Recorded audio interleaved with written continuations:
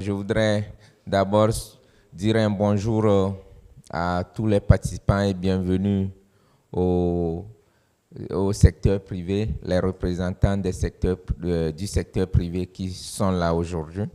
Au cours de cette présentation, nous allons essayer de montrer les leviers principaux sur lesquels les entreprises doivent s'appuyer pour jouer véritablement leur rôle dans la transition écologique de notre pays et du monde entier. Voilà un peu contextualiser donc les discussions de ce matin. Alors sur ce, nous allons donc voir un peu le plan qui va être suivi. Donc nous allons d'abord présenter un tableau. Ça va faire peur un peu, mais c'est pas grave.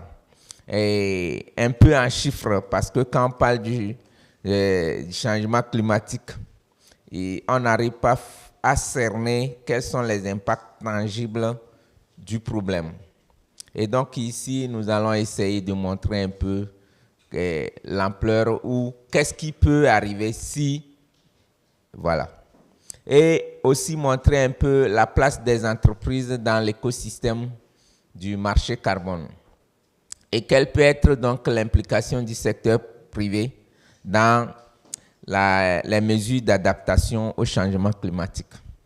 Et aussi leur montrer les leviers, notamment la décarbonation au sein des entreprises et à quel stade de ce processus de décarbonation les entreprises peuvent maintenant aller sur un marché carbone. Et on essaiera aussi de comparer un peu les quelques aspects clés des deux accords, c'est-à-dire le protocole de Kyoto et l'accord de Paris. Et essayer aussi de montrer quelle est la place des entreprises dans les mécanismes carbone de l'article 6 de l'accord de Paris. Parce qu'il faut que chacun se retrouve pour savoir quelle est ma place et quel rôle donc je dois jouer.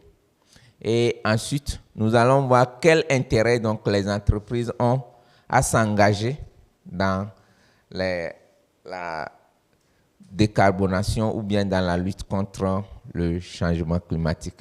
Et on terminera par les défis que les entreprises ont à relever pour vraiment mieux porter leur rôle.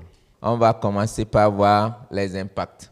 Quand souvent on parle du changement climatique, il faut qu'on arrive à mettre un peu certaines précisions. En effet, quand on dit qu'il ne faut pas qu'on arrive à dépasser le seuil de 1,5 degrés Celsius, qu'est-ce que cela implique? Donc, c'est ce qu'il faut comprendre. C'est-à-dire que ce seuil dépassé, ça va entraîner, ça va déstabiliser les équilibres écologiques. Ça va déstructurer donc notre vie sociale et aussi notre économie. Ça, c'est ce qu'il faut savoir. Et donc, si ceci est bien compris, vous allez aussi voir que environ 31 tonnes, 31 gigatonnes d'émissions sont produites chaque année dans le monde. Et cela équivaut à environ 8139 centrales électriques à charbon. Donc, vous voyez ce que ça veut dire. Donc, si c'est la quantité de gaz à effet de serre qui est déversée dans l'atmosphère par an. Et donc, si on continue comme ça, d'ici 2030, des actifs d'une valeur de 4 milliards de dollars américains seront menacés par le changement climatique. Quand on parle des actifs, ça veut dire que c'est les moyens de production que nous avons. Donc, ça, les entreprises se retrouvent, je pense, dedans. Et surtout, si nous voulons vraiment prendre des mesures pour essayer de changer quelque chose, vous allez comprendre qu'environ 1400 milliards de dollars risquent d'être abandonnés, c'est-à-dire tous les actifs liés au pétrole et au gaz dans le monde d'une valeur de 1400 milliards de dollars risquent d'être abandonnés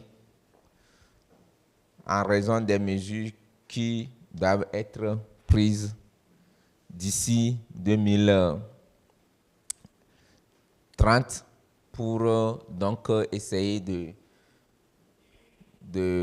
se mettre dans une bonne trajectoire. Et donc, vous comprenez pourquoi je pense dans les 2 dernières COP, il a été question de pouvoir inscrire l'idée d'abandonner tout ce qui est industrie pétrolière, ainsi de suite, mais ça n'a pas pu marcher. Je pense que c'était d'abord, la dernière COP, c'était à Azerbaïdjan, non? À Bakou. Mais avant Azerbaïdjan, c'était à Dubaï.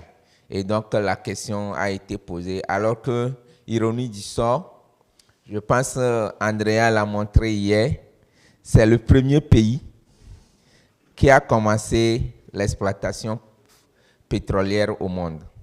L'exploitation du pétrole a pris naissance à Azerbaïdjan. Et comment c'est arrivé? Parce que, comme l'image que Andrea a montrée hier, parce que là, il y a les sources de pétrole qui coulent comme ça, qui coulaient. Et donc, par hasard, les gens avaient puisé et ont commencé par constater que ça brûle. Et c'est comme ça, c'est par là que l'exploitation pétrolière. Donc, les premières industries d'exploitation du pétrole ont pris naissance dans ces pays-là.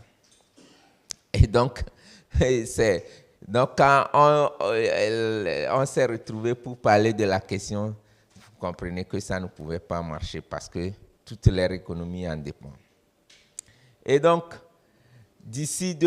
entre 2030 et 2050, le changement climatique peut entraîner environ 250 000 décès supplémentaires par an. Et ceci dû à la malnutrition, au paludisme, à la diarrhée et au stress thermique. Ça, c'est les données de l'OMS, Organisation mondiale de la santé. Donc, vous comprenez que c'est extrêmement grave. Et les coûts de santé vont augmenter d'ici 2030 d'environ 2 à 4 milliards de dollars par an. Et alors qu'aujourd'hui, nous faisons face à des coupes budgétaires ou à des désengagements d'autres pays.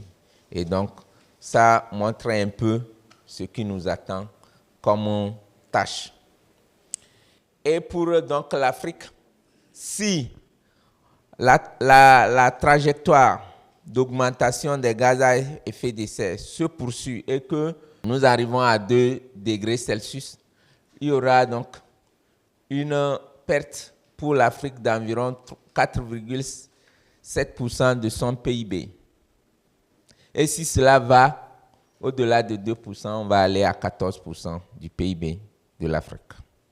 Et donc, vous voyez que, alors que notre PIB ne représente quasiment rien dans l'économie mondiale, l'Afrique, c'est environ combien? Qui a une idée du PIB mondial? Ce n'est pas un coût d'économie, hein? C'est 4%. Et c'est pour ça que beaucoup estiment que l'Afrique, notre économie ne représente rien. Et donc, ça veut dire qu'avec ce tableau, je pense que les entreprises se retrouvent. Parce qu'ils se retrouvent, ils se voient concernés et elles comprennent pourquoi elles sont donc invitées aujourd'hui à cette conférence. C'est ça, non? Les entreprises, c'est un peu clair. Donc, avec les enjeux présentés, nous pouvons voir alors quelle donc est la place que les entreprises doivent jouer dans cet environnement. Et généralement, quand nous parlons de l'écosystème du marché carbone, c'est un peu pour vous présenter quelles sont les les catégories d'acteurs. Les catégories d'acteurs qui constituent ou bien qui composent l'écosystème ou l'ensemble du marché carbone. Donc, vous voyez, quand on parle du marché carbone, qui est un mécanisme de tarification du carbone, c'est-à-dire qu'un processus qui donne du prix ou bien qui donne une valeur marchande au carbone, c'est tout ce que ça veut dire. Mécanisme de tarification, ça veut dire que c'est donc un processus qui donne une valeur marchande au carbone, que ce soit ce qui est réduit ou ce qui est donc stocké. Donc, l'un des mécanismes, c'est donc le marché carbone. Et donc, ce marché carbone, c'est les groupes d'acteurs qui sont là. Et donc, vous avez les développeurs de projets, vous avez les investisseurs, les bourses de carbone, les courtiers ou les détaillants en carbone, les acheteurs de crédit carbone, les programmes et systèmes de certification. Donc, ces différents groupes-là, quelle est la place des entreprises? Donc, vous pouvez retrouver les entreprises comme développeurs de projets, et souvent, ça, c'est des cabinets d'expertise. Vous pouvez retrouver des entreprises comme financeurs des projets carbone, et là, c'est surtout ça qui est intéressant pour les entreprises en termes d'engagement dans leur stratégie de durabilité. Nous allons y revenir et vous allez comprendre ce que ça veut dire. Et ça, c'est quelque chose qui fait beaucoup de mal à la compétitivité des entreprises africaines et précisément au Togo. Parce qu'il y a des guichets spécifiques et lorsque vous ne remplissez pas certaines conditions, vous n'êtes pas en capacité de mobiliser ces fonds-là pour rendre vos entreprises plus compétitives. C'est justement ça qui nous intéresse, nous, parce que nous travaillons à ce que, par exemple, nous pouvons avoir des fleurons ou des champions d'entreprises au Togo ici. Et nous devons vous donner des informations nécessaires qui puissent vous permettre de vous préparer et pouvoir être plus compétitive. Et donc voilà, un peu, les entreprises peuvent se retrouver comme dans des investisseurs et aussi pour maintenant compenser leurs émissions résiduelles. On reviendra sur ça, c'est-à-dire que lorsque vous engagez un processus de décarbonation et vous avez mis en place des mesures de décarbonation et vous avez des émissions résiduelles que vous n'arrivez pas à éliminer, vous devez aller donc sur le marché carbone. Et vous avez donc le choix soit d'acheter directement des crédits carbone ou de financer des projets carbone pour que ces projets produisent des crédits carbone. Donc c'est un peu, donc ça veut dire que les entreprises peuvent se retrouver comme des investisseurs, peuvent se retrouver comme développeurs de projets ou comme des acheteurs donc, de crédits carbone. Voilà donc la place des entreprises dans l'écosystème des crédits carbone.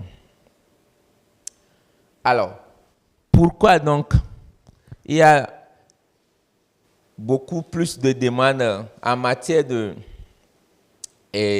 marché carbone volontaire? Quand on dit VCM, c'est souvent les sigles sont, parce que tout ça là c'est fait en anglais. Et donc, quand les sigles là, on ne les change pas. Donc, on les laisse toujours. Donc, ici, quand vous voyez, vous allez voir souvent VCM, ça veut dire marché carbone volontaire ou le marché volontaire de carbone. Donc, pourquoi donc le marché carbone est stimulé par donc, des engagements des entreprises? C'est-à-dire que quand nous voyons le marché carbone, surtout volontaire, sa croissance dépend ou bien est pilotée par donc, les entreprises. Alors pourquoi? Parce qu'il existe ces engagements qu'on demande aux entreprises.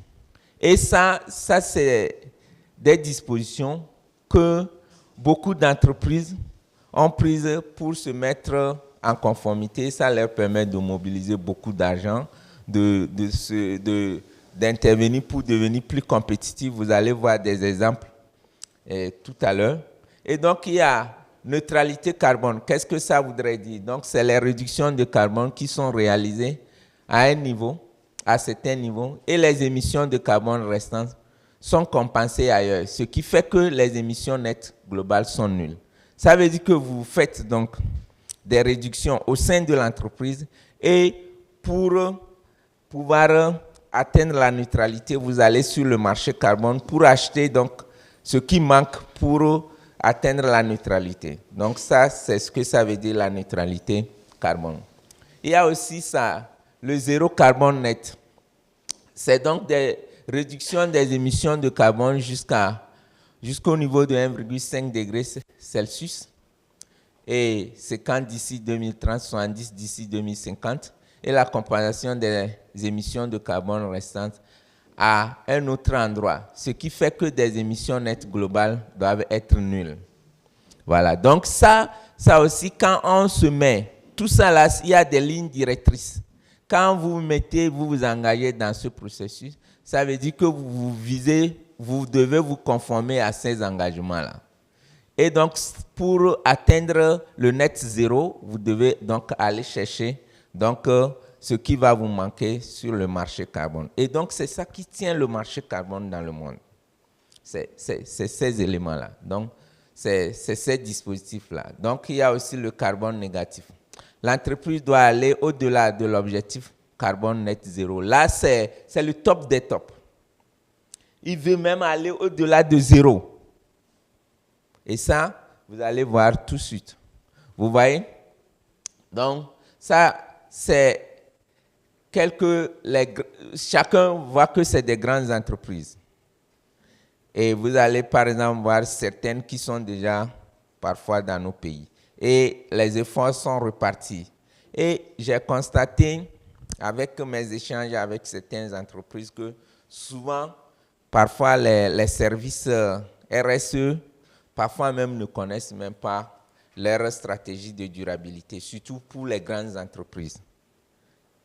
Les responsables ici même ne connaissent pas. Et donc, pour nous, c'est de partager donc les informations et vous permettre de retourner auprès de vos entreprises pour poser des questions. Et donc, ça, toutes ces entreprises-là, donc Microsoft, Sky, L'Oréal, vous voyez. Donc, les entreprises achètent aujourd'hui des crédits carbone pour soutenir leur engagement. Donc, ceux qui sont dans les derniers engagements net zéro des entreprises, c'est ces entreprises-là. C'est celles-ci. Et vous voyez donc leur engagement. Eux, ils veulent aller à 2050. Eux, 2050, 2050. Eux, c'est 2039. Eux, c'est 2020. Mais eux, ils ont déjà dépassé là. Eux, ils veulent aller à zéro à 2030. Amazon, 2040. Bank of America, 2020. Neutre, carbone neutre, eux. Ça, c'est ce que comment on appelle là, les filles de Lomé là. Comment on appelle ça? Le téléphone que vous achetez aux filles là. Voilà. Donc, c'est ça. Et ça, donc, vous comprenez. Donc, vous voyez comment les entreprises ont pris donc des engagements. Donc, ce n'est pas quelque chose qui est nouveau. Et donc, vous voyez que c'est quelque chose qui est vrai et que nous devons aussi nous engager. Alors, ceci étant, ce n'est pas seulement de la comment nous appelons ça, l'atténuation. Parce que quand nous parlons des réductions, des compensations, ça se rapporte donc à l'atténuation des gaz à effet de serre. Mais il y a aussi l'adaptation. Et beaucoup d'entreprises s'engagent donc dans l'adaptation. Et donc, nous allons vous présenter par exemple l'exemple de Nestlé. Tout le monde connaît Nestlé. Nestlé. Tout le monde connaît ça, non? Ils sont dans quel secteur? Agroalimentaire. C'est dans l'agroalimentaire. Et donc, vous voyez Nestlé. Donc, pour vous dire que beaucoup d'entreprises sont déjà engagées ont des propres projets d'adaptation, en dehors des projets d'adaptation du gouvernement. il y a des entreprises qui mettent en place des projets d'adaptation pour sécuriser leur chaîne d'approvisionnement. C'est-à-dire que Nestlé, par exemple,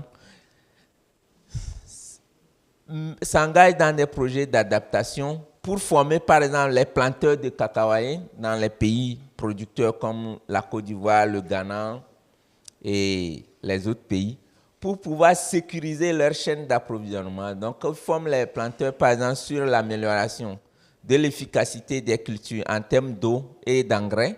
Donc, il y a mes amis de café, cacao, heureusement, ils sont là. Donc, il y a ces entreprises-là qui financent. Il y a, et donc d'autres pour mieux apporter une réponse aux sécheresses croissantes et à la pénurie de l'eau, qui est un risque majeur pour l'approvisionnement en choses, comme on appelle les fèves de cacao. Et donc, ils investissent aussi dans la recherche. Donc, pour nos chercheurs, c'est-à-dire que quand, par exemple, et vous allez voir que ça, ce n'est pas l'État.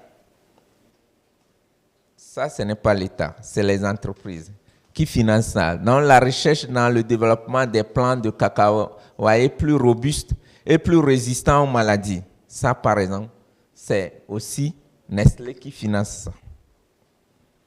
Et donc, grâce à ces mesures d'adaptation, donc Nestlé est sûr de pouvoir garantir un bon approvisionnement en fèves de cacao essentiel à ses activités. Donc, vous voyez que c'est très important. Dans les entreprises, la question du changement climatique, vous pouvez donc vous engager en finançant des projets de recherche pour vous permettre d'être plus compétitif et garantir donc un approvisionnement beaucoup plus durable et sûr de vos matières premières pour pouvoir tourner et agrandir vos entreprises. Et aussi, vous pouvez financer donc aussi la recherche ou bien les projets d'adaptation, c'est-à-dire que ceux qui vous livrent, par exemple, ces produits. Et il n'y a pas Nyoto ici. Nyoto est là? Non. Par exemple, Nyoto utilise les amendes de karité. Et moi, je suis écologue, donc je connais beaucoup la nature. Mais j'ai constaté que ces 3 dernières années, le karité ne produit plus suffisamment. Il y a des petites actions qu'il faut faire. Par exemple, les parcs agro-forestiers à karité, il y a des petits secrets. Parfois, quand il y a des cycles, qu'à un moment donné, la fructification ralentit. Et qu'est-ce qu'on fait? Il faut élaguer les arbres pour induire donc des rejets et pouvoir stimuler la fructification. C'est un peu, moi j'ai appris ça chez mes parents, c'est un peu comme le cacao ou le café, c'est les mêmes pratiques. Et donc, ça c'est une des pistes. La seconde piste, par exemple, est-ce que Nyoto a une fois pensé à financer, par exemple, les techniques de domestication du karité? Il y a des modèles, par exemple, on peut passer par le greffage et donc ça raccourcit l'âge de fructification. Au lieu, généralement, le karité, pour commencer par produire des fruits, va jusqu'à 25 ans. C'est pour ça que les paysans n'aiment pas planter. Nos parents n'aiment pas planter le karité. Aujourd'hui, si vous adoptez par exemple les systèmes de greffage, vous pouvez raccourcir donc le cycle de fructification à 5 ans. Mais est-ce qu'ils font quelque chose dans ce sens-là? Voilà. Donc, c'est un peu, vous voyez les conséquences. Ça, c'est les conséquences du changement climatique. Et donc, comme tout le monde reconnaît que Nyoto est en difficulté, parce qu'ils n'ont pas la matière première. Voilà un exemple. C'est ce que Nestlé veut éviter et fait tout ça là. C'est pour ça que nous voulons donc initier ces échanges-là pour discuter. Et ça donne des idées à tous les acteurs, que ce soit des chercheurs, des entreprises et l'État, parce que souvent, on pense que c'est l'État qui doit tout faire. Voilà. Donc, voilà un peu un modèle là. Donc, c'est quoi la décarbonation au sein des entreprises. Quand on parle de décarbonation, ça veut dire quoi? Donc, la décarbonation consiste à diminuer directement les émissions de gaz à effet de serre d'une activité, d'un secteur ou d'une économie en agissant donc sur les processus industriels, les énergies utilisées et les comportements. C'est ça. Donc, quand on parle de la décarbonation au sein des entreprises, voilà ce que ça veut dire. Donc, c'est de diminuer donc vos émissions. Maintenant, pour diminuer vos émissions, sur quoi vous devez agir? C'est d'agir sur les processus industriels, les énergies utilisées. Et donc, quand on dit énergie, ça peut être donc les combustibles. Donc, les comportements en termes de mobilité, d'économie circulaire, c'est-à-dire le recyclage, voilà, la valorisation des déchets, ces aspects-là. Et donc, pour le faire, il y a une démarche qui existe dans le monde entier et que nous devons aussi connaître. C'est-à-dire, les entreprises, comment elles doivent se prendre. Et donc, quelles sont donc les stratégies de décarbonation donc, des entreprises? Les entreprises peuvent décarboner à travers donc, les énergies à faible teneur en carbone comme l'éolien, le solaire, l'hydrogène vert. Elles peuvent aussi décarboner avec l'économie circulaire en mettant un accent sur le recyclage et la réutilisation. Elles peuvent aussi décarboner par le changement des combustibles. Par exemple, en Europe, ceux qui utilisent le charbon peuvent le remplacer par la valorisation des déchets, l'hydrogène, le biogaz. Il y a d'autres industries, par exemple, d'autres stratégies. J'ai vu, par exemple, au niveau de Scan Togo. Est-ce qu'il y a un représentant de Scan Togo ici?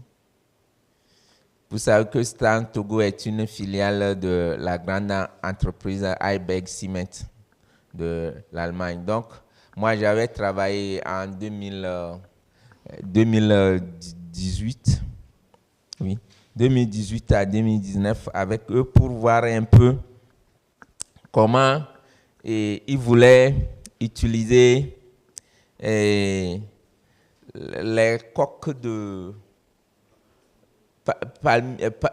palmistes là, pour pouvoir produire de l'énergie. Parce que vous savez, la production du clinker là, consomme beaucoup d'énergie. Donc, on avait essayé ça. Et on a même essayé aussi une herbacée, ça c'est des noms scientifiques, qu'on appelle Penicetum purpureum. Je peux afficher ça s'il y a la connexion. Pour pouvoir l'utiliser. Et il y a beaucoup de choses. Parce que dans leur stratégie de durabilité, ils ont prévu plusieurs options. Mais donc, c'est pour vous donner l'information. Et c'est grâce à ça qu'ils arrivent donc à prendre de l'argent auprès de KfW, auprès de comment on appelle l'autre là, la banque d'investissement européenne. C'est quoi votre banque là? C'est le BIE? Oui, voilà. Et donc, ça, c'est des prêts concessionnels, c'est-à-dire des prêts à faible taux.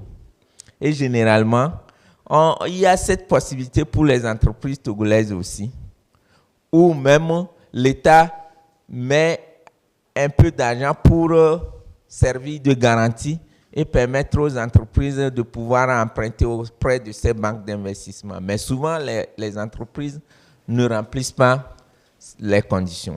Et moi, j'ai vécu ça il y a de cela 2 ans, où l'État avait mis environ 23 millions d'euros pour permettre aux entreprises privées de pouvoir contracter des prêts auprès du BIE, mais à la fin, aucune entreprise togolaise n'avait réussi.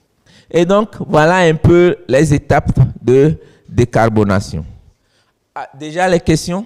Le slide qui vient de passer, juste, voilà, émissions non liées à l'énergie.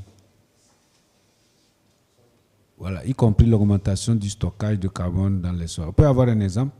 Oui, oui. C'est que vous pouvez vous engager donc, à financer des projets pendant les projets d'agroforesterie ou bien des projets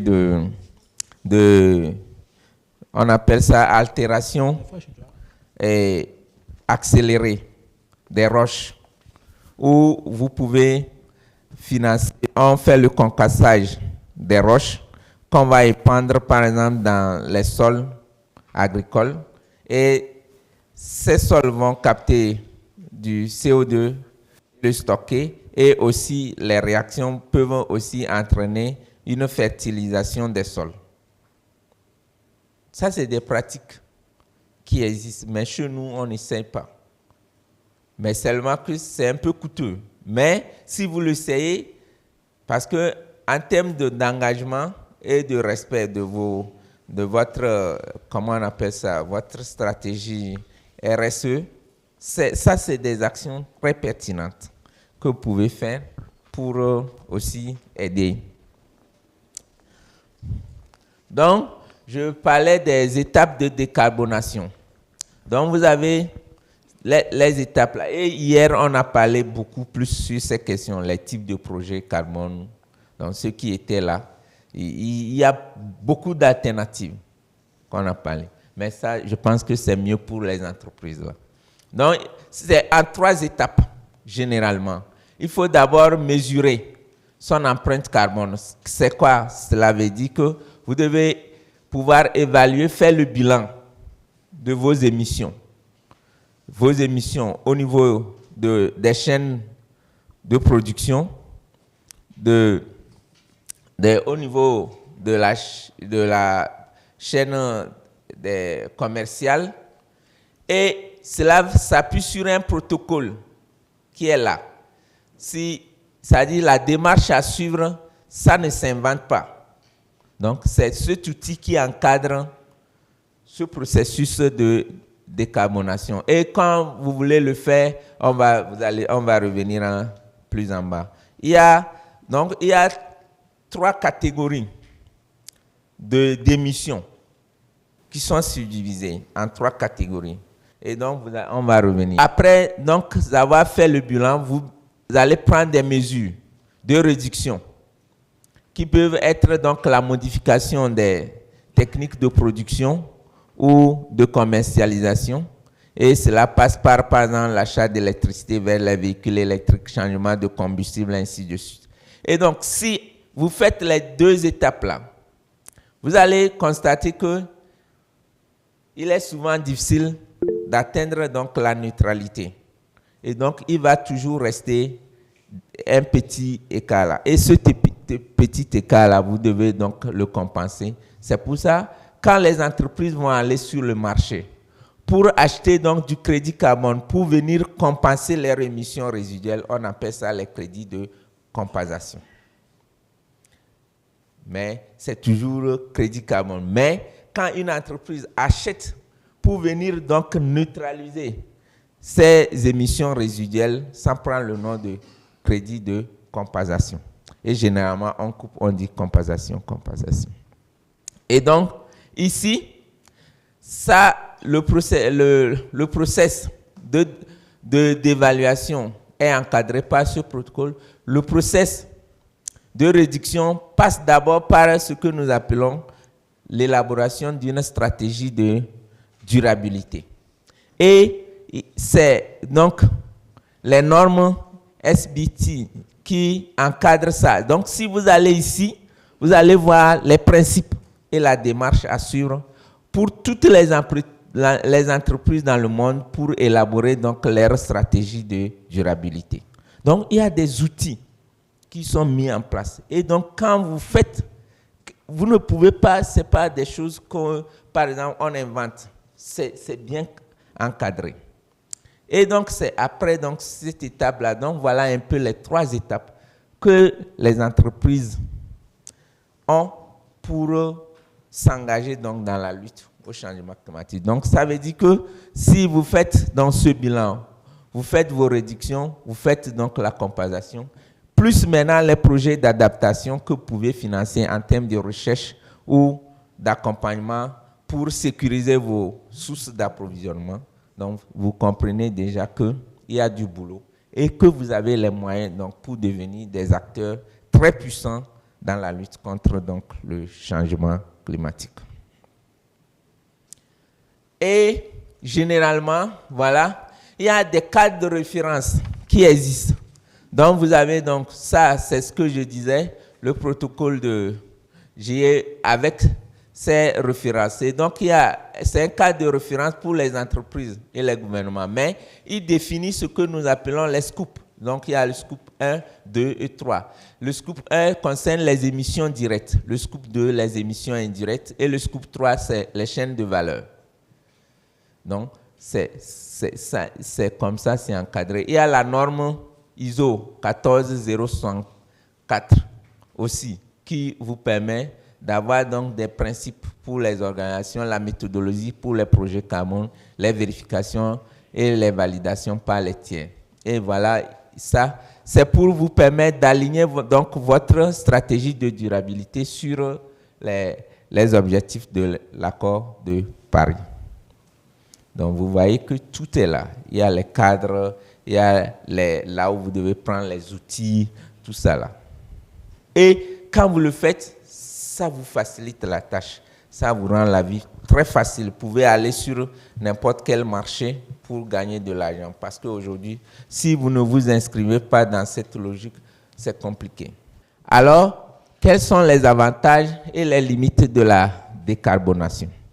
Donc, c'est ce qu'on essaie, financer des projets climatiques utiles, permettre d'agir rapidement en attendant des solutions technologiques. Les limites, c'est les risques d'effet de rebond. Ça dit que vous pouvez faire quelque chose, mais quelqu'un peut faire le contraire quelque part. L'additionnalité est parfois douteuse.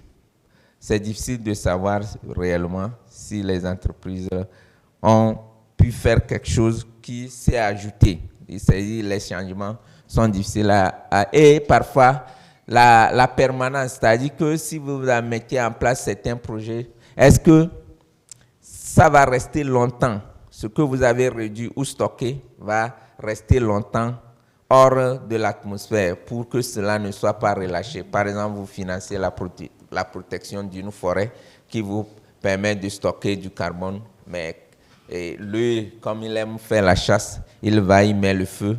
Et donc, tout le carbone qui est stocké est relâché. Donc, nous allons voir maintenant, c'est quoi donc la compensation carbone? Donc, comme on l'avait dit, donc la compensation, c'est pour permettre de neutraliser donc les émissions résiduelles. Et donc, elle peut se faire en finançant des projets qui séquestrent ou qui évitent les émissions. Donc, tout ce qui séquestre, c'est le reboisement, l'agroforesterie. Ce qui évite, c'est dans les énergies renouvelables, l'efficacité énergétique, c'est-à-dire que les actions de foyer améliorées et autres là. Et il y a aussi donc les mécanismes carbone, l'achat des crédits carbone au niveau du marché volontaire et parfois aussi au niveau des marchés réglementés. Donc, au-delà de tout ce qu'on a dit, il y a aussi les principes d'Oxford qui encadrent donc la compensation des entreprises. C'est-à-dire qu'il y a 4 principes que vous devez suivre donc prioritairement, comme on l'avait expliqué. Donc, il faut donc réduire ses propres émissions et après privilégier donc les crédits carbone de grande qualité, donc qui respectent ces critères-là. Donc, pour acheter des crédits carbone, il faut prioriser donc ce qui contribue, les projets qui ont donc une forte additionnalité. Additionnalité, c'est un mot qui ne veut rien dire. C'est-à-dire que vous devez donc mesurer, avoir un état de référence qui vous dit que, par exemple, ici, dans cette partie-là, vous financez une forêt que, pour le moment, la forêt la stocke, par exemple, 10 gigas, 10 tonnes. Et quand vous menez des actions, ça peut permettre donc de mesurer qu'est-ce que vos actions contribuent à ajouter. Donc, par exemple, à un instant T, par exemple, cette année, on fait un état des lieux, on voit que, par exemple, dans la forêt, il y a 10 tonnes. Et après 5 ans, on retourne, on fait les mesures, on constate que ça devient 15 tonnes. Donc, en termes d'additionnalité, ça veut dire que vos actions ont contribué à ajouter 5 tonnes. C'est tout ce que ça veut dire, l'additionnalité. Donc, il faut aussi favoriser les méthodes d'élimination du carbone. Vous savez, pour le moment, beaucoup de projets sont dans les méthodes de réduction. Mais quand vous faites de la réduction, c'est bien, mais ce n'est pas encore ça. C'est-à-dire que la réduction, c'est déjà vous menez des actions pour ne plus mettre donc les gaz à effet de serre dans l'atmosphère. C'est ce que ça veut dire la réduction. Par exemple, quand on fait les foyers améliorés, c'est pour, par exemple, réduire l'utilisation du bois. Quand vous réduisez l'utilisation des bois, ça veut dire que vous mettez moins de CO2 dans l'atmosphère. Ça, c'est les projets de réduction. Mais les projets d'élimination, c'est quand vous financez, par exemple, un projet de restauration d'une forêt ou de reboisement. Qu'est-ce que se passe? Ça veut dire que le carbone, les arbres, eux, ils vont essayer de sortir les gaz qui sont déjà dans l'atmosphère. Ça, c'est l'élimination. Donc, eux, ils vont éliminer totalement les gaz. Donc, ils vont essayer, ce qui est déjà dans l'atmosphère, qui nous réchauffe là, eux, ils vont essayer de le capter et de diminuer. C'est ça qui est plus intéressant. C'est pour ça qu'on dit, selon les principes d'Oxford, c'est qu'il faut progressivement tendre plus vers les projets d'élimination que les projets de réduction. Parce que les gaz qui sont déjà là et qui contribuent à réchauffer notre planète, il faut essayer de les capter, les sortir. Et c'est ça qui va avoir plus d'effet. Donc, on encourage les entreprises à plutôt aller vers donc, des projets d'élimination. Et les projets, donc il y a un scénario à court terme et un scénario à long terme. Donc, vers le long terme, il faut que tous les projets doivent basculer vers l'élimination des CO2. Et ça, c'est donc les différentes stratégies. Donc, ça, c'est les stratégies de reforestation durable. Quand on dit reforestation durable, ça a tout son sens. Ça veut dire que vous devez savoir utiliser les espèces qui ont donc une valeur écologique assez importante, pas des espèces qui vont venir aggraver des problèmes. Ça veut dire, ça, c'est les techniques qui sont développées, qui permettent de capter le carbone et le stocker. Ça, c'est ce que j'avais déjà expliqué, les techniques d'altération accélérée, donc les roches, pour leur permettre de capter les gaz à effet de serre. Et donc, être aussi transparent et aller vers l'innovation. Donc, ici, c'est de financer donc, la recherche pour mettre au point des techniques. Donc, ça veut dire que les entreprises, ça va de votre avantage. Quand vous financez les recherches, ça veut dire que vous pouvez dire que moi, j'ai tel problème-là. Est-ce que je peux travailler avec qui pour me permettre de trouver des solutions? C'est comme ça que les autres pays évoluent. C'est les entreprises qui ont des problèmes et vont aller voir donc les chercheurs. Et les chercheurs aussi, quand on leur remet l'argent, c'est qu'ils doivent aussi bien justifier. C'est-à-dire que utiliser bien les fonds, être transparent, ça aussi c'est important. Hein? Ce n'est pas faire des fausses missions. Je ne dis pas que c'est ici, hein, mais loin. Donc c'est un peu comme ça. Si nous tous, quand c'est comme ça, ça aide tout le monde à donner, ça circule quand on est transparent dans tout ce qu'on fait, quoi. Voilà. Et donc, ces principes de Oxford visent à accélérer donc, la transition vers le net zéro, à stimuler l'innovation pour aller vers des solutions d'élimination du CO2. Donc, vous pouvez aller sur le net, ça c'est leur logo, et vous pouvez aussi télécharger et approfondir vos connaissances sur ces aspects-là. Alors, on a parlé du protocole de Kyoto. Le protocole de Kyoto, les discussions ont commencé, ça doit être, ça rentrait en vigueur en 1997, non? Mais ça avait commencé en 1994, je pense, si j'ai bonne mémoire. Et l'accord de Paris a été signé en 2016. Mais l'accord est né, mais en vigueur a commencé, si j'ai bonne mémoire, en 2016, avec les engagements de 5 ans. Et donc, voilà, le protocole de Kyoto, adopté en 1997, ratifié en 2005, avec les 2 phases d'engagement. Il y a eu une première phase d'engagement qui est allée de 2008 à 2012, et la dernière phase qui est allée de 2013 à 2020.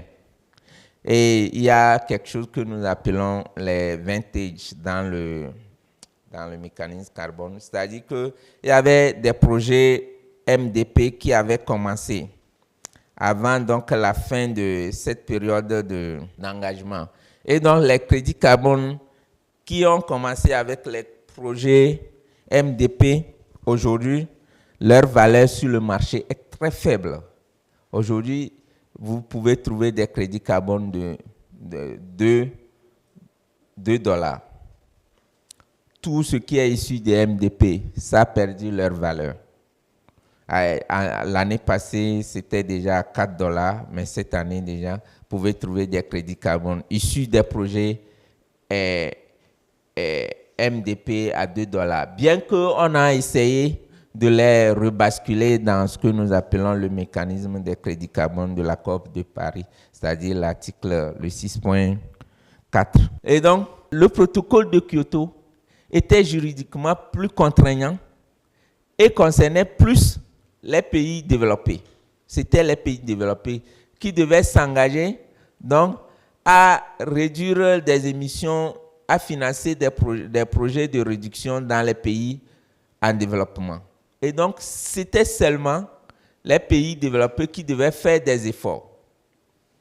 Et on leur avait demandé un engagement initial de réduire leurs émissions globales de 5% par rapport au niveau de 90. Par contre, l'accord de Paris, qui a été signé en novembre 2016, avec les nouveaux engagements, pris 5 ans, les nouveaux engagements, c'est ce que nous appelons les contributions déterminées au niveau national, ce qu'en abrégé, les CDN.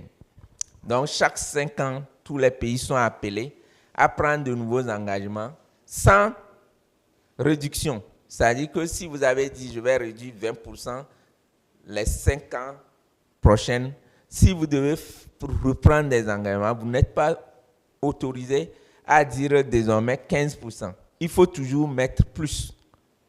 Pendant le Togo, dans ses CDN, avait dit, comme les 2 cibles inconditionnelles et conditionnelles, qu'il devait aller à 50, combien pour cent? 50, non, 50, quelque chose pour cent. Ça fait 20 plus 30. 56 ou 53, quelque chose pour cent. Mais avec une cible conditionnelle de 30% et la cible inconditionnelle de 20%. Ça veut dire que le prochain engagement, nous ne pouvons pas faire moins. Ça veut dire que nous devons aller soit à 55, soit à 60. Voilà, c'est ça l'accord de Paris. Donc les engagements doivent aller de façon à pouvoir croître. Mais le problème, c'est que l'accord de Paris n'est pas contraignant, juridiquement contraignant. C'est ça. Parce qu'il est basé sur le principe de responsabilité commune, mais différenciée. C'est-à-dire que on sait que, vous voyez, c'est ça, c'est le cœur même de l'accord de Paris. Il dit que, c'est-à-dire, on doit reconnaître que nous tous on est responsables, alors que c'est faux. C'est faux. Donc, nous tous on est responsables du changement climatique. Mais pour régler le problème, nous devons donc prendre nos engagements en fonction de nos capacités de notre économie. C'est ce que ça veut dire, ce principe-là. Et donc, c'est ça qui fait que chacun doit faire les choses selon ses besoins. Et c'est pour ça que dans la loi du Togo sur le changement climatique, nous aussi, on a ajouté un principe, le principe de... Qui connaît le principe? Ça, c'est pour le Togo, spécifiquement pour le Togo, dans la loi sur le changement climatique. Qui connaît le principe? Qui est spécifique au Togo? Personne. C'est le principe de réalisme. C'est-à-dire, on s'est dit que nous allons prendre donc nos actions en tenant compte de nos réalités. C'est le principe de réalisme. Ça, c'est un principe que nous aussi, on a ajouté. L'objectif, donc, c'est de limiter les températures mondiales à 1,5 degré Celsius au-dessus du niveau pré-industriel. Et là, à la différence du protocole de Kyoto, toutes les nations doivent réduire leurs émissions de gaz à effet de serre. Donc, vous voyez la nuance. Et donc, il n'y a pas de calendrier. Il faut donc prendre de nouveaux engagements chaque 5 ans. Chaque 5 ans, comme on l'a dit. Donc, vous voyez qu'en réalité, nous avons plus besoin des projets d'adaptation. Parce que les émissions du Togo, vous savez, ça représente combien? Ça fait 0,07 quelque chose. 1. Vous voyez, c'est rien. C'est-à-dire quand on fait les émissions mondiales, c'est le pourcentage du Togo, ça, c'est rien. Et donc, mais bon, par rapport à notre économie, c'est beaucoup. C'est pour ça que j'encourage donc nos entreprises à faire des efforts beaucoup plus sur les questions d'adaptation, financer la recherche pour garantir les chaînes d'approvisionnement, pour que, par exemple, les sources de matières premières ne disparaissent pas. Alors, maintenant, nous allons voir quelle est donc la place des entreprises dans l'accord de Paris et précisément dans l'article 6, qui est donc l'article des mécanismes carbone. Tout en sachant que dans l'accord de Paris, nous avons donc l'article 6 qui encadre les mécanismes, c'est-à-dire le marché carbone, à part le RED+, qui est spécifique, qui est donc ce que nous appelons le RED+, ça c'est l'article 5 de l'accord de Paris, qui est basé sur les paiements. Alors, le marché carbone est plus dominé jusqu'ici par le secteur privé. Même si on pense qu'avec l'accord de Paris, cela pourrait changer, parce que l'accord de Paris, surtout l'article 6.2, permet désormais aux pays, à d'autres pays, de venir, par exemple, financer des projets d'atténuation dans d'autres pays, un peu comme le MDP, et pouvoir prendre les résultats pour aller maintenant remplir leur CDN. Et beaucoup de pays sont dans cette dynamique, notamment les pays d'Asie Sud-Est. Par exemple, le Singapour, vous savez que c'est un hub de tout ce qui est commerce et banque. Et donc, eux aussi, leurs émissions sont très faibles, hein, c'est 0,04% au plan mondial. Mais ils sont très actifs sur le marché carbone parce qu'ils n'ont rien. Vous savez, le Singapour, un pays très développé, même l'eau, ils n'ont pas l'eau. Ils n'ont pas d'eau douce. Singapour, c'est comme Lomé est plus grand que Singapour, le pays là. Et l'eau même, ils prennent l'eau de, comment on appelle, de pluie et ils traitent et pour pouvoir alimenter. Mais c'est un des pays les plus peuplés, hein. Ils sont environ 6 millions, dont 4 millions résidents et 2 millions dans la diaspora. Et donc, avec ça, ça fait que avec l'article 6.2, beaucoup de pays. Mais dans l'article là, les entreprises peuvent donc intervenir comme quoi, des développeurs ou des investisseurs. Donc, vous voyez, les entreprises aussi se retrouvent dedans. C'est-à-dire que les accords bilatéraux ou multilatéraux se passent entre les États. Mais pour les questions de les transferts entre pays, mais les acteurs privés agissent en tant que développeurs de projets et investisseurs. Donc, vous voyez dans l'accord de Paris, les entreprises sont là. Au niveau de la 6.2, là, c'est elles-mêmes qui sont en plein dedans. Donc, je vous disais que c'est devenu le mécanisme de crédit carbone de l'accord de Paris. C'est le nom qui est donné à l'article 6.4. Et donc, ça, c'est vraiment les entreprises qui jouent prioritairement un rôle dans les échanges. Donc, il peut y avoir des entités publiques ou privées qui sont autorisées. Et ici, c'est l'article 6.4 qui est un mécanisme non marchand, c'est-à-dire que si vous financez des projets, vous ne pouvez pas vendre les résultats d'atténuation issus de ces projets. Et alors, donc pour nous résumer, quel est donc l'intérêt des entreprises donc, à s'engager dans la lutte contre le changement climatique? Donc, c'est juste en 3 points. Les entreprises ont intérêt donc, à s'engager pour assurer donc, la productivité, à réduire les risques pour leur chaîne d'approvisionnement et à prévenir la perte de la perte de valeur de leurs actifs. Donc voilà, c'est seulement pour ces 3 raisons. Et comme je l'ai dit, que les entreprises ont vraiment intérêt à s'engager donc dans cette lutte commune et qui demande des efforts depuis nos maisons. Parce que moi, je fais toujours un constat, même ce matin. Et quand vous allez à la pharmacie, les gens sont plus préoccupés à vous donner plus de sachets qu'à vous servir vos produits.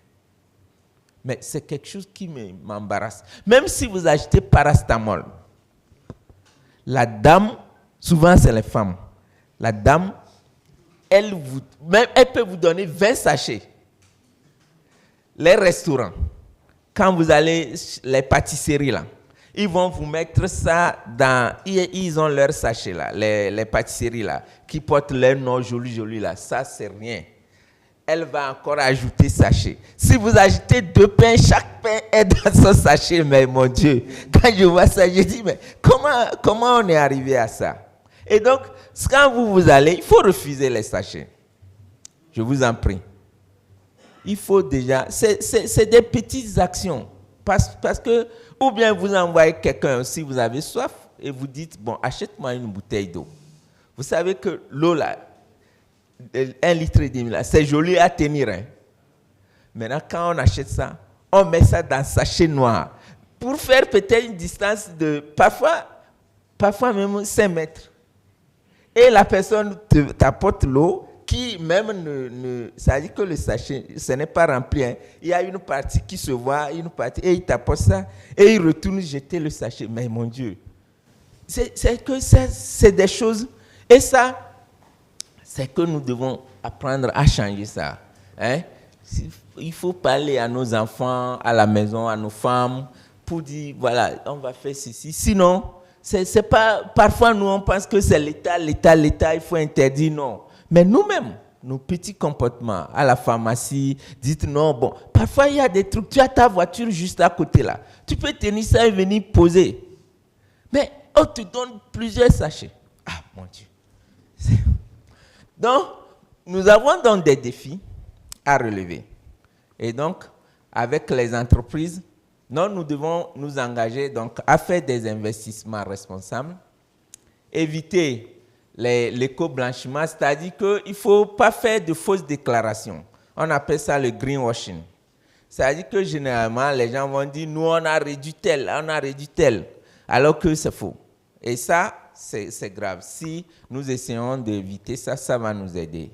Et donc, avoir plus de clarté, donc utiliser donc, des crédits carbone acceptables et qui respectent donc des problèmes. Avoir aussi de l'intégrité, vous voyez. L'intégrité, ce n'est pas seulement nous, hein, l'éthique, mais aussi sur le marché, il faut avoir donc de l'intégrité et autres là. Et plus large, la transparence, avoir des politiques. Hein. Généralement, je vois beaucoup d'entreprises au Togo n'ont pas de système de sauvegarde environnementale et sociale. D'autres ont des cellules, on dit, bon, division RSE, mais le système, c'est au-delà. C'est-à-dire que vous devez avoir une stratégie et avoir un bureau et avoir le personnel et avoir un budget. C'est les 3 là qui concilient le système. Il y en a, bon, parce que, bon, on le dit, bon, et donc il essaye, bon, il prend quelqu'un, un jeune parfois même qui ne connaît rien de ça, hein. Peut-être c'est son cousin, et il dit que, bon, c'est lui le spécialiste là. Et il est là, il ne sait même pas, par où commencer. Donc, il faut donc, si c'est de votre avantage, avoir ces outils-là vous permettent d'aller sur les marchés financiers, respecter tout, et vous êtes clean. Ça ne demande pas beaucoup d'argent. Tout ça là, et ça vous rend plus compétitif. Donc, voilà un peu ce qu'on tenait à partager avec vous. Si vous avez besoin d'autres informations, connaître le cadre, on pourrait le présenter. Donc voilà ce qu'on avait à vous dire. Merci beaucoup pour votre aimable attention. Merci, c'est M. Aguena de la SNB. Et je peux dire merci d'abord au présentateur par rapport à toutes les informations qu'il nous a livrées ce matin. Ma question est un peu plus pratique parce que je pense que c'est une troisième fois que je participe à une présentation pareille. Mais j'ai toujours une inquiétude par rapport à l'obtention de ces crédits carbone. En ce sens que, comment est-ce que la cellule peut nous aider en tant qu'entreprise privée à vraiment accéder à ces crédits, étant donné que la démarche n'est pas aussi aisée? Est-ce que peut-être ils pensent accompagné peut-être par des formations, par, je sais pas, un coaching, si on peut dire comme ça, pour qu'on puisse avoir accès à ces crédits. Donc c'est ma principale question. Parce que chez moi, par exemple, nous avons un champ solaire, nous avons investi aussi dans la flotte électrique. Alors, un exemple pareil, comment nous pouvions faire pour pouvoir accéder à ces prêts-là? Merci. Merci beaucoup. Est-ce que vous m'entendez? Très bien, 5 sur 5. Ok, merci beaucoup. Je voulais d'abord féliciter M. Atri, qui est un collègue, et pour la présentation très claire. Et je sais que c'est difficile pour les entreprises qui viennent de rentrer en contact avec cette thématique de pouvoir comprendre beaucoup de choses. Donc, c'est au fur et à mesure, comme mon professeur vient de le dire, c'est au fur et à mesure que vous allez comprendre davantage les avantages d'une entreprise à aller vers le mécanisme carbone. Donc, je crois que M. Atri a été très clair dans sa présentation. Et je ne sais pas si les acteurs d'aujourd'hui étaient les acteurs d'hier. Sinon, c'était pour rappeler d'abord aux acteurs qu'on a déjà au niveau national. Et le cadre juridique est déjà mis en place au niveau national. On a un décret qui réglemente le mécanisme carbone. Et on a une loi sur les changements climatiques également qui a été adoptée à l'Assemblée nationale. En dehors de ça, on a des arrêtés qui sont adoptés également. Bon, merci au présentateur pour son explication. Et il a touché un domaine au niveau de investir dans l'élimination ou bien dans la fixation de carbone au niveau des roches. Et j'aimerais comprendre, est-ce que ces roches-là, il y a ces roches sont spécifiques ou bien c'est toutes les roches? Parce que dans la nature, il y a certaines parties du Togo, il y a beaucoup de roches. Est-ce que ces roches, naturellement, peuvent fixer le CO2 ou bien il faut un traitement préalable? J'aimerais avoir des connaissances sur ça parce qu'il y a une partie du Togo qui est riche en roches. Merci. Ma première question, ça concerne... j'aimerais savoir quel est l'accompagnement du gouvernement à l'endroit du secteur privé dans la mise en œuvre de leur CDN, étant donné que ce sont ces résultats que le gouvernement va utiliser pour honorer ses engagements, notamment au niveau de l'accord de Paris. Alors, ma deuxième question, c'est par rapport au marché carbone. Alors, j'ai vraiment une inquiétude là-dessus parce que l'Afrique contribue à moins de 5% aux émissions. Mais quand on prend le processus de crédit carbone, c'est la croix à la bannière pour accéder à ces crédits. moi, je trouve derrière un système d'hypocrisie, entre parenthèses. Parce qu'on ne peut pas concevoir que nous émettons très peu, mais nous subissons plus de dommages, mais nous sommes très limités pour accéder au crédit carbone. Moi, je pense qu'il va falloir mener des plaidoyers au niveau, sur la scène internationale pour vraiment alléger cette tâche aux pays africains. Voilà, merci. J'avais une préoccupation depuis hier et je vais profiter de cette occasion pour la poser. Et le constat que moi je fais, et lorsqu'on parle des contributions déterminées au niveau national, c'est que c'est le secteur AFAT qui est beaucoup plus visé. Les autres secteurs, je prends l'exemple de l'énergie, mines et autres, on les voit moins. Or, pour moi, c'est les secteurs dans lesquels on peut beaucoup contribuer, si je peux me permettre. Et ma préoccupation, c'est de voir qu'est-ce qui pose problème à ce niveau. Et pourquoi ces secteurs-là peinent à s'engager dans ce domaine. Et je constate qu'il y a une très grande mobilisation au niveau du secteur AFAT, mais au niveau des autres secteurs, ce n'est pas ça. Il n'y a pas cette mobilisation.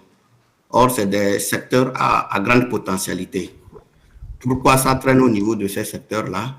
Et qu'est-ce que le ministère en charge, le ministère de l'Environnement, qui chapeaute ces contributions-là, propose pour que ces secteurs-là puissent vraiment contribuer et qu'au niveau international, qu'on voit le Togo en tant qu'un pays qui contribue énormément à la réduction des émissions de gaz à effet de serre.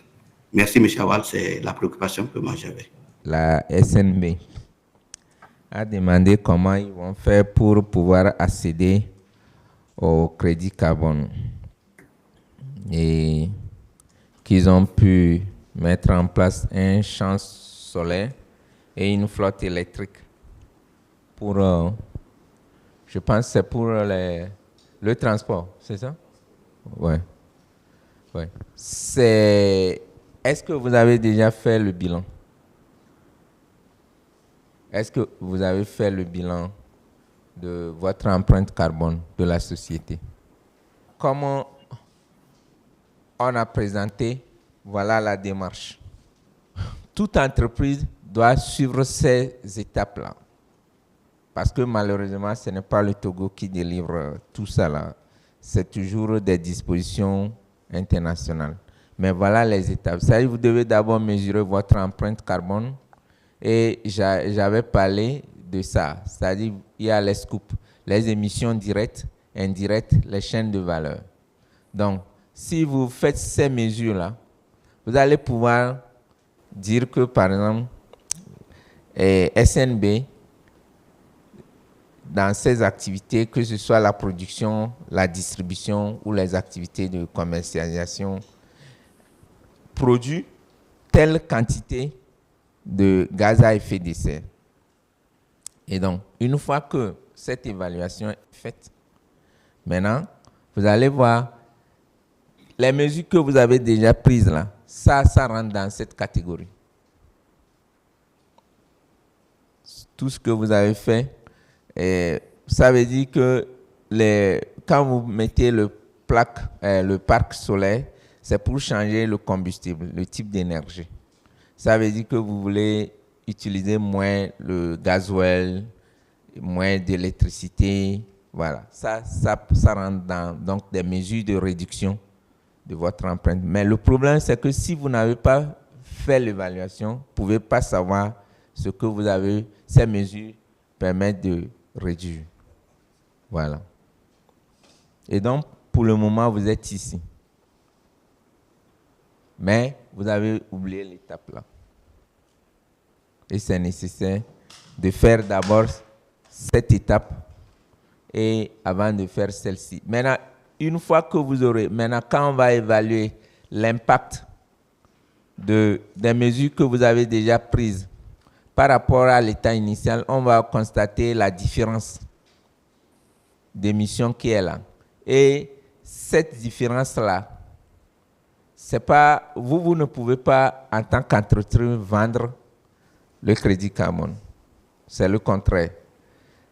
C'est peut-être, si vous constatez, vous voulez vraiment être plus compétitif, c'est vous qui devez plutôt aller acheter ou financer des projets pour neutraliser vos émissions. C'est pour ça que c'est important qu'on se rencontre, qu'on discute, qu'on vous explique comment ça se passe. Maintenant, si après avoir fait le projet, vous allez constater que vous avez un surplus, par exemple, vous pouvez financer un projet carbone et qui va entraîner, vous allez pouvoir neutraliser le bilan et vous avez un surplus, maintenant vous pouvez aller vendre ce surplus-là sur le marché carbone. C'est à ce moment seulement que vous pouvez vendre. Vous avez vu la nuance? Oui, c'est exactement. Même si vous arrivez à la neutralité, vous avez plus d'intérêt. Parce que pour le moment, vous ne voyez pas ça.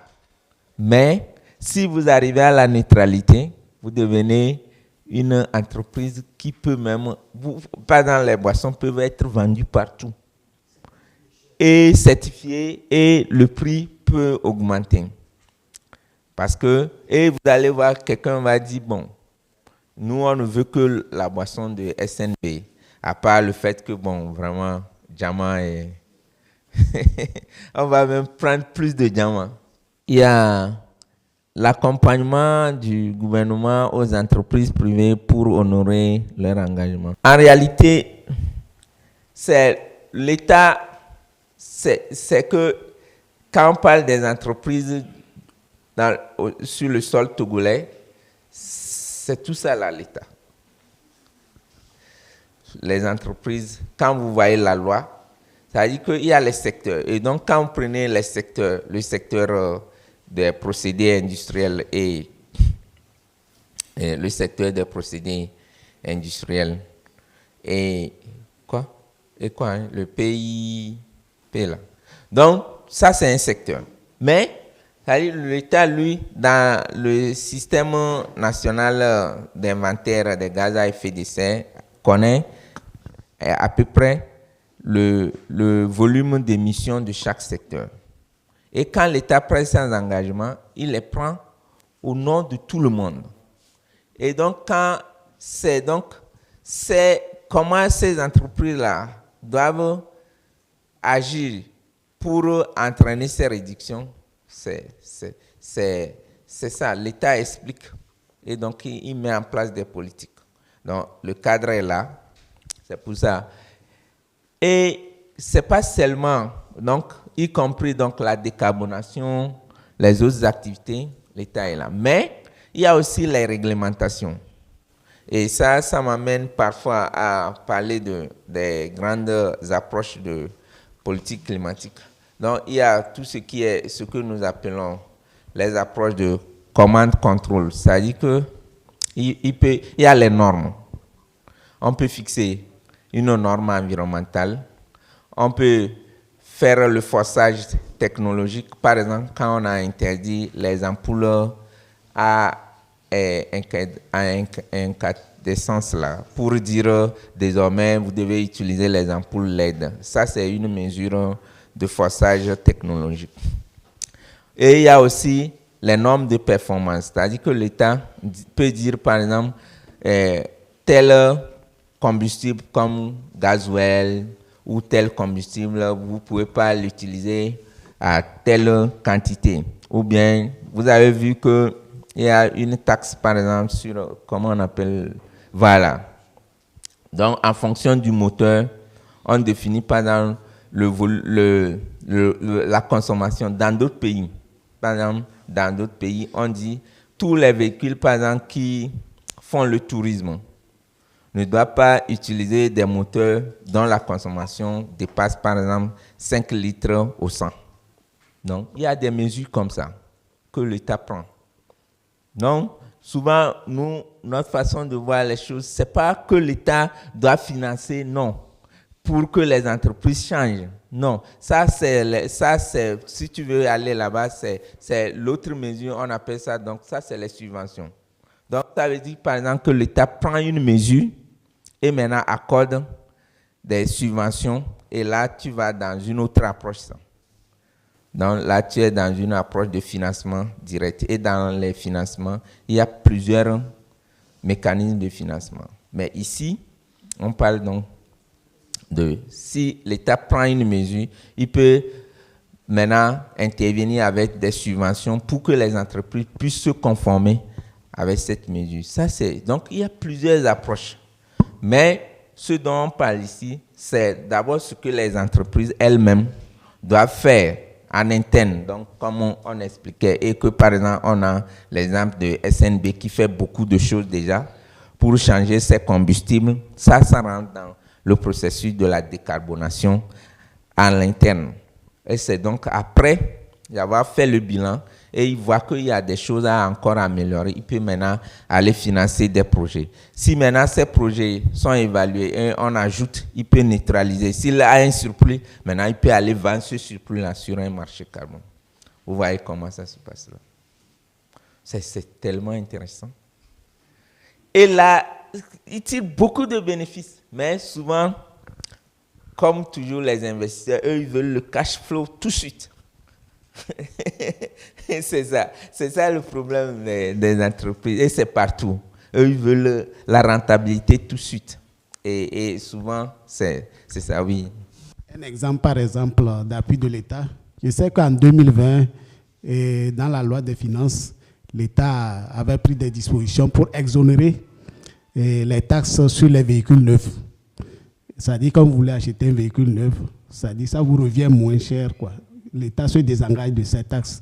Donc ça, c'est déjà une mesure d'accompagnement pour les citoyens, pour pouvoir réduire les empreintes sur le carbone. Voilà.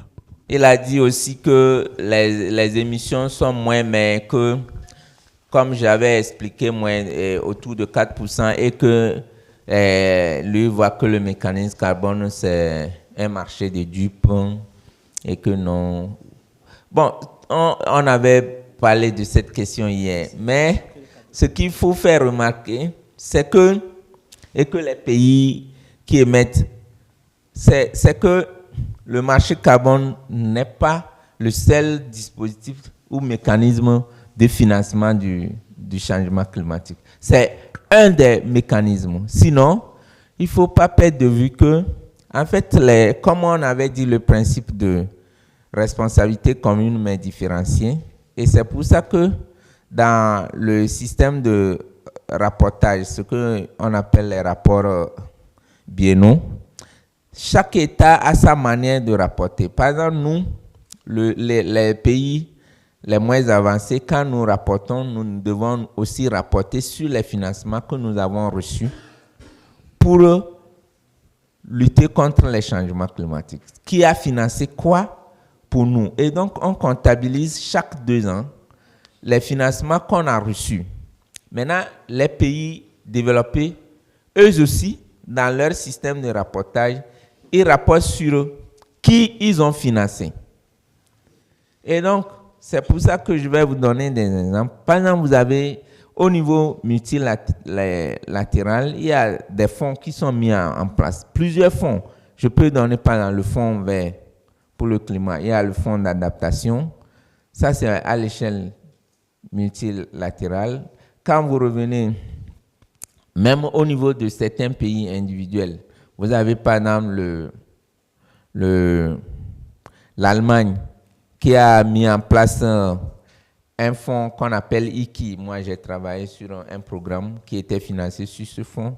Et c'est le fonds de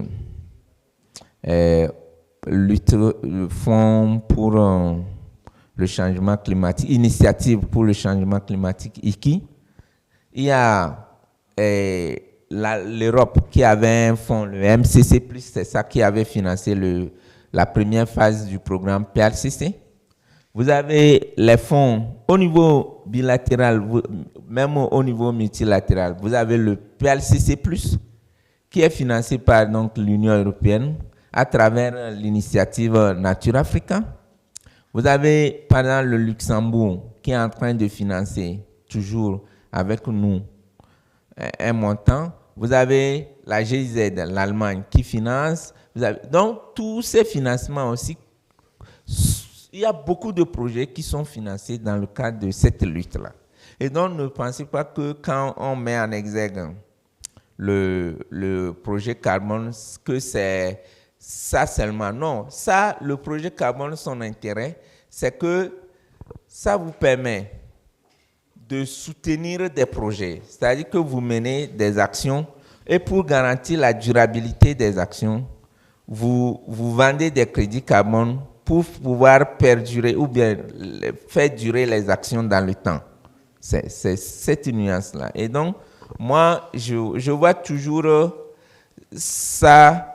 Bon, chacun est libre de faire son opinion, mais parfois aussi, si on essaye nous-mêmes de bien comprendre, se former, maîtriser les choses, parce que souvent, nous, on reste dans la critique. Et finalement, on ne fait rien. Et les autres profitent. Je vous dis que moi, je connais des pays anglophones qui profitent énormément sur ces choses-là. Mais nous, parce que souvent, les documents sont en anglais, là.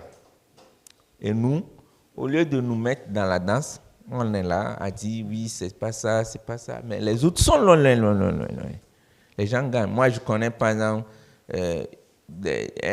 une société au Kenya. Ils travaillent avec les populations dans une zone, dans une prairie, où les populations gagnent. Quand on vend les crédits, on leur verse 60% des paiements.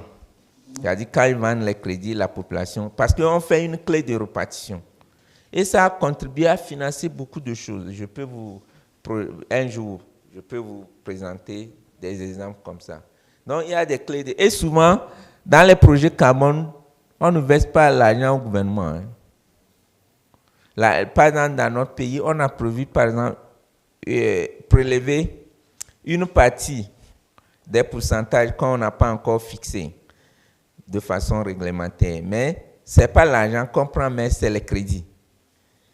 Et pour pouvoir remplir nos engagements en termes de nos CDN, on a dit, même si on doit donner une autorisation, on va retenir un pourcentage pour nous permettre de respecter nos engagements. Et donc, ce n'est pas que c'est de l'argent. Donc, c'est pour moi, mais ça, on ne peut pas s'empêcher. C'est ça même qui fait le truc. Il y a l'Inde aussi, qui a mis en place un fonds qu'on appelle Fonds Indo-ONU pour le partenariat au développement durable, qui finance des projets. On a déjà travaillé sur un projet sur le parc Fazao-Malfakassa avec le financement de l'Inde. Donc, il y a des fonds qui sont mis en place comme ça, toujours dans ce cadre-là. Donc, souvent, il faut bien comprendre quels sont les différents mécanismes. Et le monsieur qui est en ligne là, monsieur Lamboni, avait dit qu'il y a plus d'accent qui est mis sur le secteur AFAT. Ça peut être une perception, mais je peux dire que si on ouvre les deux standards les plus utilisés sur le marché volontaire du Togo, c'est-à-dire Vera et Gold Standard, vous allez vous rendre compte que c'est des perceptions. Parce que la plupart des projets qui sont financés, c'est dans le secteur énergie. Parce que quand on fait les foyers améliorés, c'est la justification qui est liée à l'utilisation du bois, mais ça rentre dans l'efficacité énergétique. Donc, du coup, vous allez finalement voir que c'est dans le secteur énergie et c'est la plupart des projets, c'est ce qui est facile là, qui se fait, à part aussi le secteur de l'eau où les gens justifient. Donc, parfois, peut-être on voit ça plus parce que comme c'est le ministère de l'Environnement et des Ressources forestières qui traite de cette thématique, sinon les autres ministères travaillent beaucoup. L'exemple que mon collègue venait de donner, M. Awitazi, sur par exemple l'exonération des voitures neuves là, ça c'est dans le secteur transport. Et vous ne pouvez pas imaginer l'impact que cela a sur notre budget. Et ça, souvent, les gens ignorent ça. On a fait un premier bilan, je pense que ça devait être les 2 premières années. On s'est rendu compte que ça nous coûte environ 30 milliards. Le fait qu'on a exonéré les voitures neuves, là, dédouanement gratuit, là, tout ça, là, ça coûte au budget de l'État environ 30 milliards. Et donc, nous, on s'est dit que est-ce que vraiment cette mesure-là est vraiment efficace? Moi, si je devais me prononcer, je dirais qu'on devait plutôt peut-être faire 50% et qu'on prenne les 50% pour créer un fonds pour financer des projets. Je ne sais pas si vous voyez mon raisonnement. Parce que les 100% qui sont partis comme ça, moi, je ne trouve pas ça juste. Parce que ceux qui achètent les véhicules neufs, là, c'est les riches. Est-ce que les pauvres achètent des véhicules neufs? Nous, c'est ce qui a été utilisé 20 ans. C'est ça même qui est nouveau, là. Et donc, pour moi, si je devais me prononcer, je dirais ça comme ça. Donc, vous voyez, souvent, il y a beaucoup de choses. Mais ça, c'est le secteur transport. Et donc, peut-être parfois, il faut qu'on partage un peu plus les informations pour que nous puissions nous mettre à niveau ensemble. Ah non, il y a le monsieur qui veut vendre les roches de Chelu, là. Ok. Non, les roches, souvent, j'avais parlé de basalte. Mais je pense que aussi il y a tout ce qui est gneiss, les pyroxénites, tout ça là qui sont utilisés. Mais il faut avoir les machines pour faire le concassage. Hein. C'est pas fait avec la main. Hein. Il faut avoir les machines pour faire le concassage et pouvoir. Donc ça respecte, c'est pas aller prendre les gens. Je sais que toi tu vas aller commencer par vendre les roches là. et tu sais que aussi ça, tu vas faire étude d'impact. Donc c'est ça. Mais c'est une technologie quand même assez intéressante. Merci. Le PALCC+, agir ensemble pour la biodiversité et le climat.